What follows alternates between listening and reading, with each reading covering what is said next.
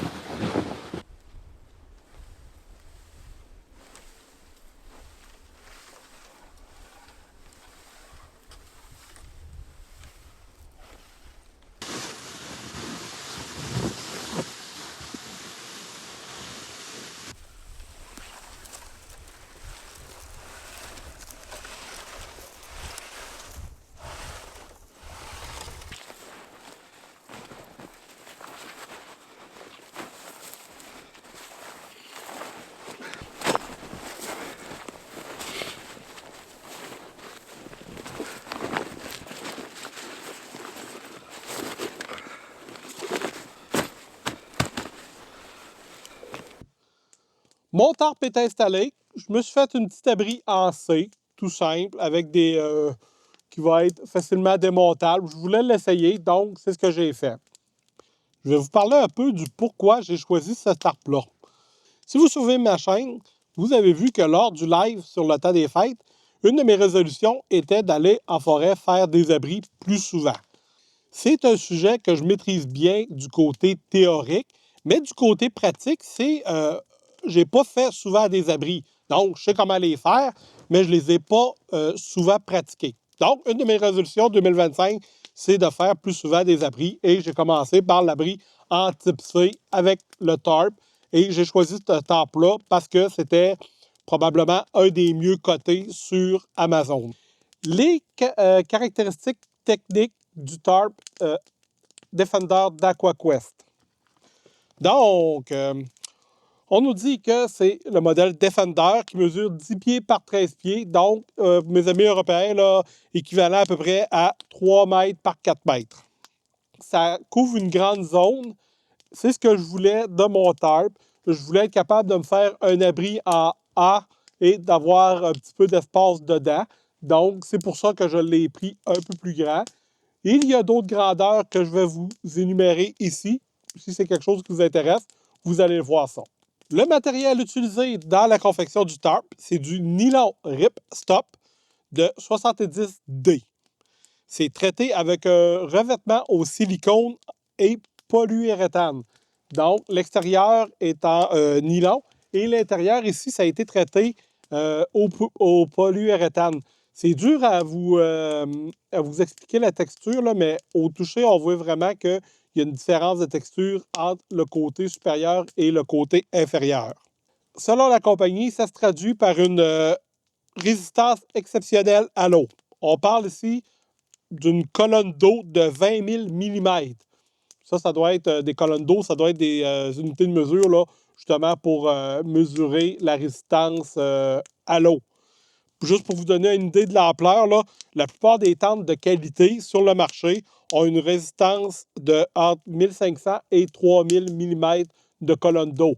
Donc, le tarp ici a une résistance de 20 000 mm. On parle ici de 10 fois la résistance d'une tente normale.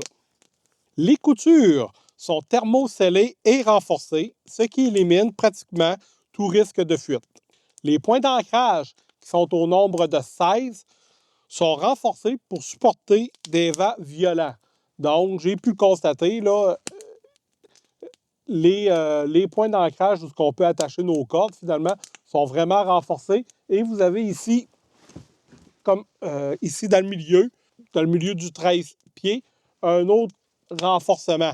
Donc, vous pourriez faire une tente là, dans le milieu qui pourrait avoir jusqu'à 5 pieds de haut et ça pourrait descendre pratiquement jusqu'en bas. Mettons 4 pieds et demi là, pour faire avec votre angle, mais ça pourrait descendre jusqu'en bas. Donc, ça donne quelque chose de quand même bien. Vous pouvez voir dans le centre les points d'ancrage. Si jamais vous prendriez le tarp pour vous servir de cette ligne-là ici comme faîtière de votre abri, bien, vous pourriez l'attacher à différents endroits là, pour être sûr qu'il est bien tendu. Fait à noter ici pour le tarp, vous voyez dans la couture du centre, on a l'attache pour l'attacher, mais on a une deuxième attache aussi ici qui va nous permettre soit de mettre un poteau ou quelque chose du genre. Donc, on a une deuxième attache. On n'a pas au centre. Et on voit ici là, que ça a été quand même renforcé. Là, vous pouvez le voir avec l'ombre. Donc, c'est fait pour durer. Là, c'est du matériel qui est fait pour durer longtemps et être efficace.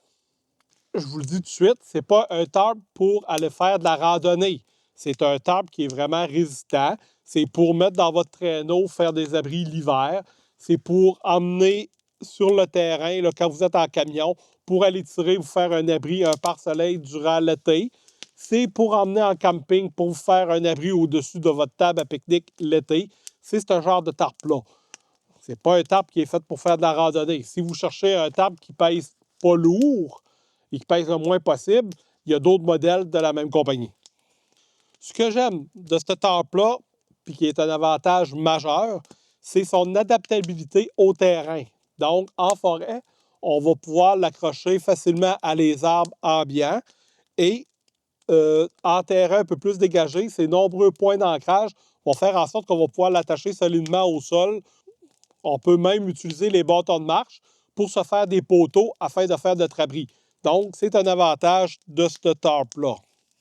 Un des avantages que j'aime bien aussi, c'est sa facilité de manipulation. Je ne l'ai pas encore plié pour le remettre dans le sac, ça va peut-être être une autre histoire, mais pour l'instant, la manipulation se fait bien. Donc, c'est intéressant. C'est un tissu qui est facilement malléable. Donc, on peut facilement le mettre à notre cou pour faire notre abri. Pour conclure, le tarp AquaQuest Defender est un excellent investissement pour tout amateur de plein air sérieux.